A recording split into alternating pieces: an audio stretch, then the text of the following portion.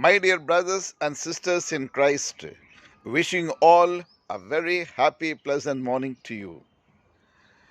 मेरे पिता परमेश्वर में मेरे बहुमूल्य भाइयों और बहनों, आप सबों को और ईश्वर की कृपा, हमारे प्रभु यीशु क्रिस्त के अनुग्रह का शांति सदा सर्वदा आपके एवं आपके साथ रहे। आज एक विशेष और ये टॉपिक के बारे में आप लोगों को बताना चाहता हूँ। वह है फास्टिंग एंड प्रेयर, प्रार्थना एवं उपवास के बारे में। प्राचीन काल से हर धर्म के लोग विभिन्न प्रकार के उपवास करते आ रहे हैं, रोजा रखते हैं। हिंदू धर्म में देखा जाए, जब भी और कोई त्योहार आते हैं या पर्व आते हैं उसके लिए और उपवास रखते हैं।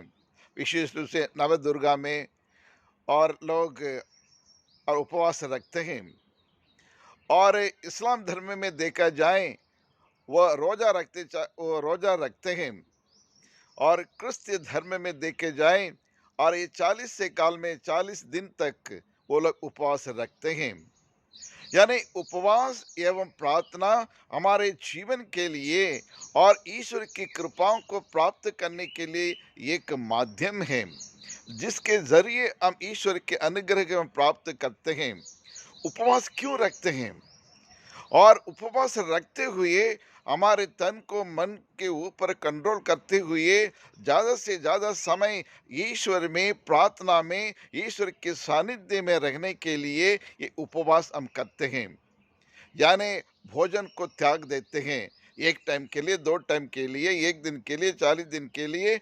और इस तरह से हम उपवास रखते हैं और ये खाने पीने से परहेज रखते हुए ज़्यादा समय हम ईश्वर के सानिध्य में बिताने के लिए, ईश्वर के अनुग्रह कृपा प्राप्त करने के लिए और हमारी बुराइयों को दूर करने के लिए, हमारी बुरी आदतों को छोड़ने के लिए जो ताकत हमें है, इस उपवास से हमें मिलती है।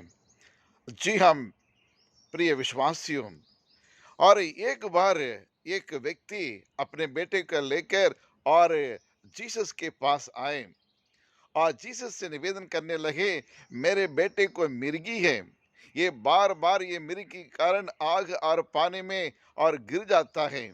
और इसे चंगा करने के लिए आपके शिष्यों के पास में गया था, लेकिन आपके शिष्य उसको चंगा नहीं कर पाए, इसलिए हम आपके पास आए।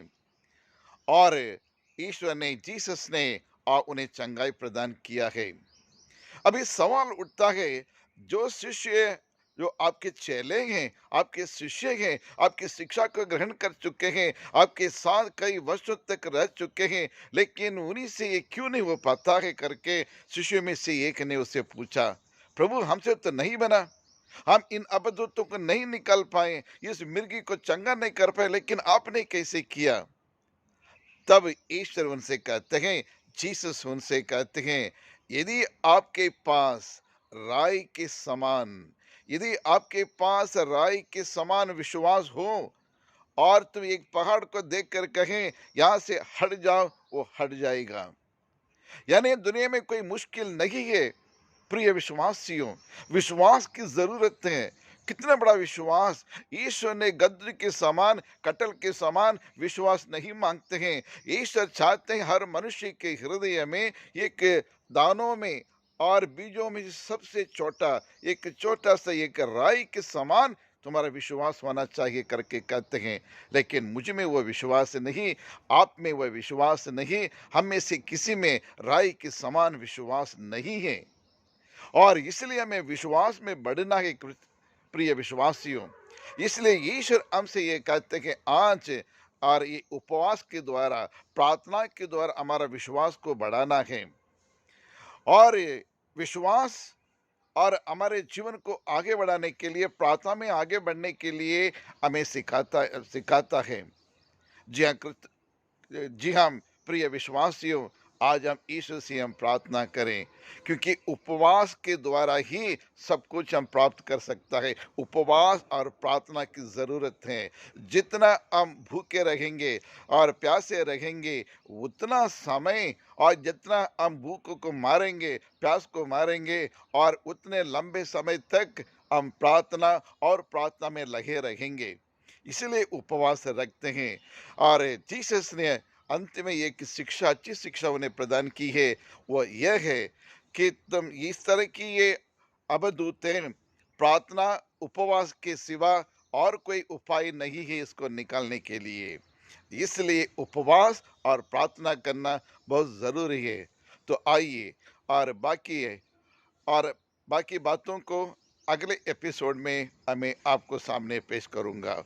ईश्वर की कृपा सदा सर्वदा आपके साथ रहे। आज जो भी कार्य आप करने जा रहे हैं, आपके हर काम में सफलता प्रदान करे। पारिवारिक जीवन में, व्यक्तिगत जीवन में सुख शांति प्राप्त करने के लिए मैं आप सबों को प्रार्थना करता हूँ। Wishing all a great day.